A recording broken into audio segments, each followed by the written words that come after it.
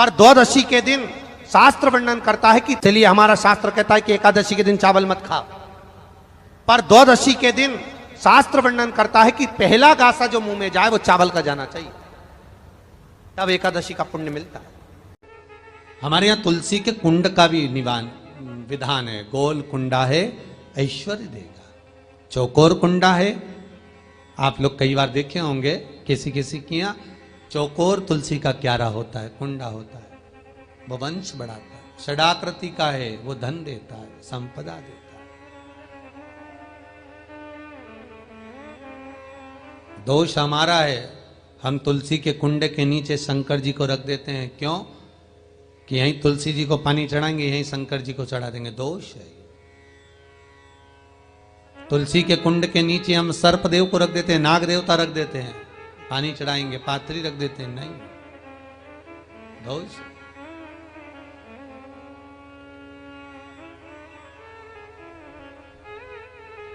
उसका दोष हम सबको स्वयं अगर गलती करते हैं तो स्वयं को भोगना। कैसा कुंड हो, 7 तरह के कुंडों का व्याख्यान तुलसी के रूप में कहा गया है महाराज।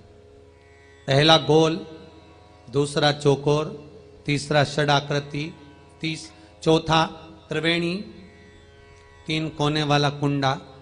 शास्त्र कहता है जिसके मार्ग घर में टुकड़े हो रहे हों, घर विभाजन की ओर हो रहा हो, तो 3 कोण का कुंडा घर में रखकर पूजा करने पर परिवार एक हो जाता है। 5वां, गार्डन में बिना कुंडे का, बिना कुंड का जो तुलसी का पौधा रोपित होता है, बिना कुंड के एक बगीचा जैसा बो दिया जाता है, तुलसी तुलसी उत्पन्न हो जाती है। महाराज वहां पर संपदा तो रहती है पर चिंता बहुत रहती है, टेंशन बहुत रहता है। क्यों? घर के दरवाजे के बाहर इतनी सारी बगीचे में तुलसा कर दी। कोई निकल कर जा रहा था, उसने थूक दिया, कोई निकल कर जा रहा था, उसने पानी डाल दिया, कोई श्वान ने, कुत्ते ने, किसी ने, बिल्ली ने गंदगी कर दी, उसका दोष आपको लगेगा। इसलिए कुंड के अंदर तुलसा का, तो वो धन तो देगा, जो तुमने बगीचे में तुलसा लगाई है, गार्डन तुलसा का करा, वो धन तो देगा, संपदा भी देगा, पर चिंता को बढ़ा देगा। 5वां,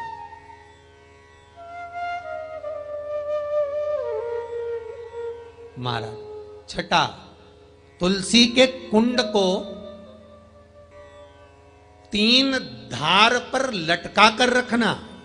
कई जगह पर आपने देखा होगा तुलसी का जो कुंडा होता है उसको 3 जो तार होते हैं, 3 जो चेन होती है, उस पे लटकाया जाता है। महाराज विष्णु पुराण उसका भी व्याख्यान करती है। महाराज वहां व्यक्ति के कार्य उन्नति की सीढ़ी की ओर बढ़ जाते हैं। जैसे भोजन की थाली लग गई, भोजन तैयार हो गया, बस खाने बैठे हो और थाली खसक गई, समझ लेना कि तुलसी को अधर पर लटका कर रखा है। इसलिए कार्य तो हो रहे हैं, बनने वाले हैं, 4 दिन बाद ये काम होने वाला है, 8 दिन बाद ये काम होने वाला है, लग रहा है कि इसमें इतना फल मिलेगा, लग रहा है इस व्यापार को करेंगे तो इतना फायदा हो जाएगा, सब कुछ करा, लाखों रुपए लगा भी दिए, थाली मालूम पड़े खसक गई, अधर लटका है तुलसी। 7 क्रम है तुलसी के, ये 6ठा क्रम बताया। तुलसी का 7वां क्रम,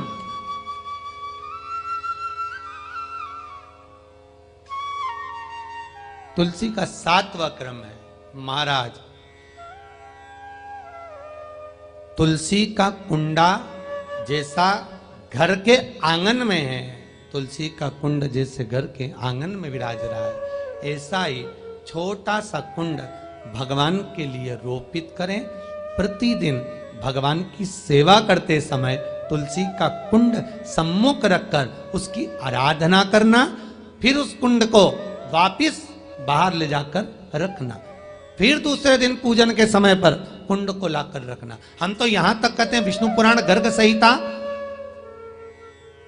कल्याण का तुलसी अंग यहां तक वर्णन करता है कि आप पूरे साल ये नहीं कर सकते तो कम से कम कार्तिक के महीने में भगवान के सामने तुलसी का छोटा कुंड, चौकोर वाला, गोल नहीं, चौकोर कुंड लाकर भगवान के सामने रखकर छोटा सा कुंड का पूजन कर कर भगवान के साथ उस कुंड को वापस बाहर विराजमान करें, फिर कल लेकर आए, फिर विराजमान करें। आप पूरे साल नहीं कर सकते तो एक महीना के क्यारे में शंकर का चढ़ा हुआ जल कभी नहीं जाना चाहिए। आप लोग अगर भगवान को थाली में, आपके घर में भगवान हैं बहुत सारे, होते हैं आप लोगों के, सभी लोगों के यहाँ होते हैं बहुत सारे भगवान, ठीक है, गणेश जी भी हैं सबके यहाँ, अरे बोलो तो लड्डू गोपाल भी हैं, फिर देवी देवता भी हैं बहुत सारे, फिर शंकर जी भी हैं, तो सबको एक ही थाली में रख लिया और थाली में रखकर सबने उनको स्नान कराना चालू कर दिया। अब सबको स्नान कराया तो शिव जी को भी कराया, बोलो कराया कि नहीं कराया, थाली के अंदर रखा। अब तुमने स्नान तो करा दिया, स्नान कराने के बाद वो जल को क्या करा तुम लोगों ने, ले जाकर तुलसी के क्यारे में डाल दिया। तो महाराज जी पहले के समय में क्या कालसर्प दोष, पितृदोष नहीं होता था? बिल्कुल नहीं होता था। पहले के समय में ना कालसर्प दोष होता था ना पितृदोष होता था। क्यों? तो क्या घर में लोगों के शंकर जी नहीं होते थे? होते थे। लोग शिव जी को स्नान कराते थे, पर घर में बगीचा, खलियान, खेत, वृक्ष इतने लगे होते थे कि शंकर जी को स्नान कराने के बाद वो जल को ले जाकर, भगवान को स्नान कराने के बाद जल को ले जाकर पेड़ पौधे में डाल दिया जाता था, बगीचे में डाल देते थे, तुलसी के क्यारे में नहीं डालते थे। इसलिए ना पितृदोष होता था ना कालसर्प दोष होता था। अब दुनिया के लोग भगवान को स्नान करा के ले दे के एक ही पौधा घर में दिखता है, वो तुलसी जी का, बस स्नान कराया और तुलसी जी में ले जाकर डाल दिया। तो तुलसी जी में ले जाकर डाला तो उससे शास्त्र कहता है कि अगर शिव जी का चढ़ा हुआ जल तुलसी के क्यारे में जाएगा तो सर्प के डसने का दोष लग जाएगा, जिसको हिंदू धर्म में काल सर्प दोष कहा गया। जो काल सर्प दोष, अच्छा बड़ा विचित्र काम है। कई कई गांवों में आप लोगों ने भी देखा होगा, यहां तो ठीक है परंतु हमने महाराष्ट्र में बहुत देखा। महाराज कई कई गांवों में तुलसी के क्यारे के नीचे शंकर जी को रखते हैं। ये तुलसी के कुंड के अंदर शंकर जी को रखेंगे, पर ये दो कोई आपको अलग अलग तरह से ना जाने घुमा फिरा के, ना जाने बुद्धि ऐसी फेर कर गलत चीज बताएगा ना, तो वो समझ में आ जाएगी आप लोगों। दुनिया की आदत है।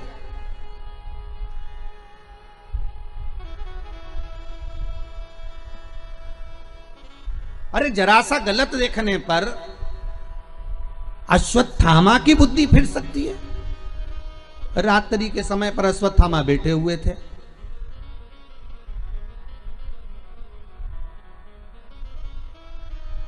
और रात्रि के समय पर अश्वत्थामा बैठे, और बैठे बैठे अश्वत्थामा ने क्या देखा कि एक वृक्ष के कोटर में कौवे के अंडे रखे हुए हैं, कौवे के बच्चे रखे हुए हैं, और एक उल्लू रात्रि के समय पर उड़ता उड़ता आया और वो कौवे के अंडों को उसने, रात के समय कौवा जब सो गया तो उसके अंडों को, उसके बच्चों को मार दिया।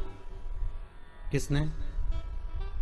उल्लू ने। अश्वत्थामा ने देख लिया इससे जोरदार कोई काम नहीं हो सकता। अगर ये पांडव जीते, नेत्र खुलने के बाद अगर नहीं मर रहे, तो ये काम करता हूं, जैसे उल्लू रात को आया और उसने कौवे के अंडों को मार दिया, कौवे के बच्चों को मार दिया, तो अश्वत्थामा ने भी विचार करा, एक काम करता हूं, मैं भी सोते समय पर जाता हूं और मार देता हूं। और अश्वत्थामा ने करा क्या, जब पांडवों के पुत्र सो रहे थे और अश्वत्थामा उनको सोते हुए को मार आया, सोते हुए। बस केवल रात्रि को एक जरा सा एक लीला देखी और उस बुद्धि में, अश्वत्थामा के उस विवेक में वो समाहित हो गया। गलत चीज लोगों की बुद्धि में तुरंत आ जाती है कि हाँ हाँ उसने ऐसा करा, उसने तुलसी जी के क्यारे में शिवलिंग रखा तो अपन भी रख लो, उसने ऐसा करा तो अपन भी ऐसा कर लो, उसने यूं करा तो अपन भी ऐसा कर लीजिए। पर शंकर की कथा करें नहीं भाई, ये थोड़ा वंचिता होना चाहिए। महाराज जो शास्त्र सम्मत हो उसका स्मरण करना चाहिए। पहले के समय में दो दोष नहीं रहते थे, ना पितृदोष रहता था ना काल सर्प दोष रहता था। काल सर्पदोष कब आया? जब आप लोगों ने भगवान का चढ़ा हुआ जल, शिव जी का चढ़ा हुआ जल तुलसी में चढ़ाना प्रारंभ करा, तब काल सर्पदोष आया।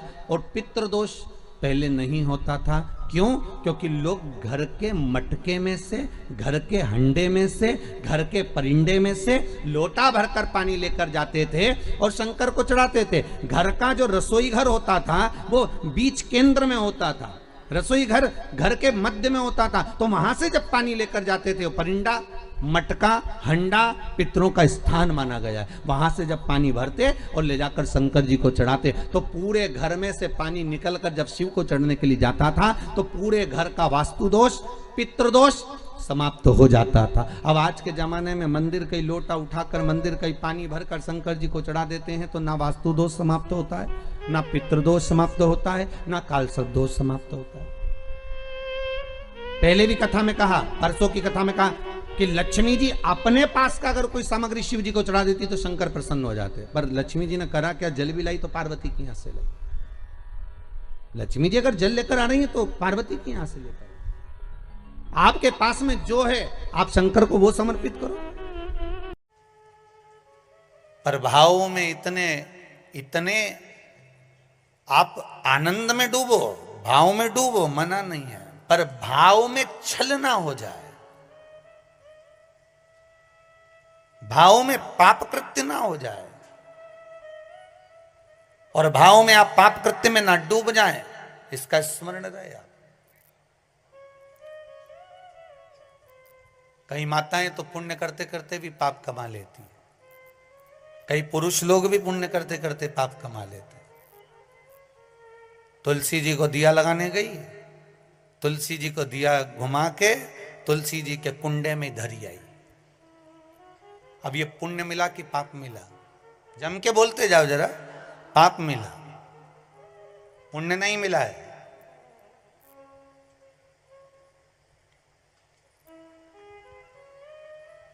इसको पुण्य कमाना नहीं कहा।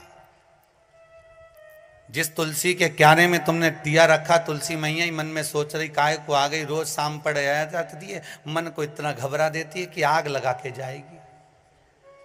पवन देवता से रोज विनती करती हूं कि ये दिया जलाए और तू हवा चला। तो तुम जब जब दिया लगाने जाती हो तो इतनी देर से हवा नहीं चलेगी, पर दिया लगाने बैठी कि हवा चली। वो हवा क्यों चले?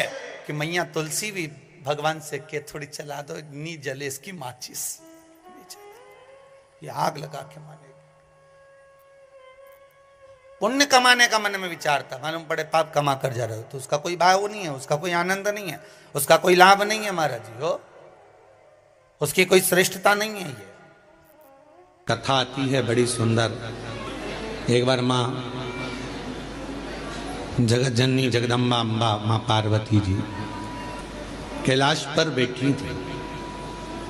भोगड़दानी नहीं थे उस समय पर, भगवान शिव भोगड़दानी उस समय पर वहां नहीं थे। माँ जगत जननी बैठी हुई थी।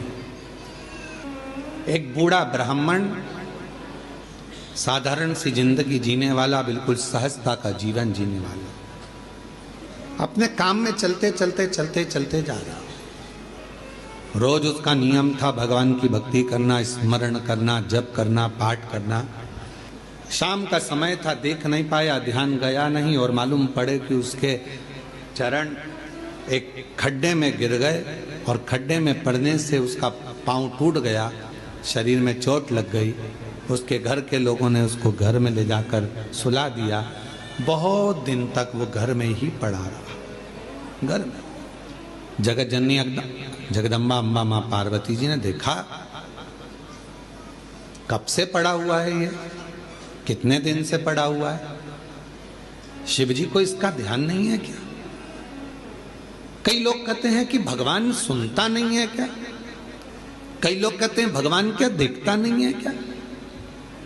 हम इतना भजन करते हैं और हमारे एक रिश्तेदार हैं वो हमको तकलीफ देते रहते हैं, और इतना फूल रहा फल रहा, हमारे पड़ोसी इतने फल रहे फूल रहे जो भगवान के मंदिर तक नहीं जाते और लोगों को परेशान करके रखा है, उसके बाद भी उसके यहाँ भगवान इतना दिए जा रहा है। क्या भगवान नहीं है क्या? क्या भगवान की आंखें नहीं है क्या? लोग कहते हैं। हम इतना तक तपस्या करें, भजन करें, कीर्तन करें और दुख भी हमें ही आ रहा है। और वो इतना कष्ट देने के बाद दुनिया के लोगों को चूसे जा रहा है, धन लिए जा रहा है, लिए जा रहा है, लिए जा रहा है, लोगों को कष्ट दिए जा रहा है और उसके बाद भी फल फूल रहा है। क्या भगवान नहीं है क्या? है तो फिर जो इतना दुनिया को कष्ट दे रहा है वो इतना फल फूल क्यों रहा है? उसका कारण आज का नहीं है, पूर्व का है। कोई पिछले जन्म का उसने अच्छा कर्म करा होगा तो आज उसको भगवान ने इतना गाड़ी, बंगला, सत्ता, वैभव, जायदाद सब दी। सब पूर्व का करा होगा, आज भोग रहा है। और आज आने के बाद अगर वो बेकार कर्म कर रहा है तो एक जन्म नहीं, ना जाने कितने जन्म भोगेगा। और तू आज अच्छा कर रहा है, दुख मत मना। तूने पूर्व में कोई गलत कर्म करा होगा तो आज तेरे पास में ना थोड़ा धन कम है, वैभव कम है, सत्ता कम है, पर तेरे पास भजन तो ज्यादा है ना। भजन तू कर रहा है, शिव की आराधना कर रहा है, साधना कर रहा है, कर ले, अगला जन्म सवर जाएगा तेरा। फिर तुझे कोई जन्म नहीं लेना पड़ेगा, कोई जन्म, फिर तुझे कोई जन्म नहीं लेना। पार्वती जी की आंखों में जल भर गया कि कितना साधारण ब्राह्मण है और इतना इतना तप करने वाला, इतना साधना करने वाला, पूजन करने वाला, पांव टूट गया, शरीर टूट गया और पड़ा हुआ है। शिव जी का ध्यान नहीं है क्या? थोड़ी देर बाद भगवान शंकर आ गए, पार्वती जी उनसे रूठ कर बैठ गए। क्यों? क्योंकि भक्तों की दशा नहीं देखी गई, भक्तों की दशा नहीं देखी गई, माता से रूठ कर बैठ गए। शिव जी ने पार्वती जी से कहा, क्या बात है जगत जननी, तुम आज रूठी हुई सी दिखती हो। प्रभु आप इतने बड़े दयालु है, भगवान ने आपको 3-3 नेत्र दिए हैं, उसके बाद एक ब्राह्मण भक्त की दशा नहीं देखी जा रही तुमसे? जो रोज मंदिर जाता था, रोज भजन करता था, उसके पांव में चोट लग गई, कमर टूट गई, पांव टूट गया, वो पड़ा हुआ है पलंग पर, उसकी दशा नहीं देखी जा रही तुमसे? उसके पांव सही नहीं कर सकते, उसकी कमर सही नहीं कर सकते? शिव जी ने कहा, पार्वती कमर और पांव तो मैं एक बेलपत्र दूं उसको और खाएगा और वो ठीक हो जाएगा, पर मैं चाहता हूं कि थोड़ा समय वो पलंग पर पड़ा रहे, थोड़ा समय वो पलंग पर रहे, पलंग पर पड़ा रहे। हाँ, वो तुम्हारे को भज रहा है, तुम्हें जप रहा है, तुम्हारी आराधना कर रहा है और तुम कह रहे हो उसको पलंग पे पड़े रहने दो। हाँ पार्वती जी, उसको पड़े रहने दो। पार्वती जी नहीं मानी और पार्वती जी ने जाकर एक बूढ़ी का रूप रखकर उसको, पार्वती जी ने थोड़ा सा जल पिलाकर उसको पूरा स्वस्थ कर दिया। जैसे ही वो स्वस्थ हुआ, 4 दिन निकले, वो 4 दिन बाद निकल कर जा रहा था, वन से एक सिंह आ गया और शेर आकर उसको खा गया और उसका जीवन समाप्त हो गया। पार्वती जी ने कहा, जिसको मैंने ठीक करा था वो तो मर गया, मर गया, सिंह ने खा लिया, प्राण छूट गए उसके, वो मर गया। शिव जी के पास गई पार्वती जी, वो मर गया प्रभु, जिसको मैंने ठीक करा था उसके प्राण छूट गए। शंकर भगवान कहने लगे, पार्वती तुम जान नहीं पाई मुझे, हे जगत जननी, मैं काल अधिपति महाकाल हूं, मैंने उसकी मौत को देख लिया था, इसलिए तुझसे कहा था कि इसको पलंग पर पड़े रहने दे। ये पड़ा रहता, इसकी मौत टल जाती और ये ठीक होकर फिर अपने काम में लग जाता, पर तूने चलने नहीं। आप में से कई लोग हैं ऐसे जो भगवान को दोष देते हैं, कई लोग कथा श्रवण करने वाले भी ऐसे हैं जो परमात्मा को दोष देते हैं। हम इतना पूजन पाठ करते हैं तो दुखी हैं, हम जल चढ़ा रहे हैं तो दुखी हैं, हम मंदिर जा रहे हैं तो दुखी हैं, वो व्यक्ति इतना फल फूल रहा है, वो ऐसा कर रहा है, हम दुखी हैं। हम ना परमात्मा को धन्यवाद देना कि मैं तेरी निगाह में हूं, धन्यवाद दो। थोड़ा सा कष्ट आ गया तो रोना नहीं, भगवान को धन्यवाद देना कि कोई बड़ा दुख आने वाला था, थोड़े से दुख पर निकाल दिया। हाथ में लग गई, पांव में लग गई, घर में पड़े हो ना, तो परमात्मा चाहता है कि तेरे साथ कोई घटना घटने वाली थी तो निपटने वाला था, इसलिए हाथ पैर तोड़कर तुझे घर के अंदर पटक दिया कि तेरी जिंदगी बच जाए, तुझे कहीं जाना ना पड़ जाए।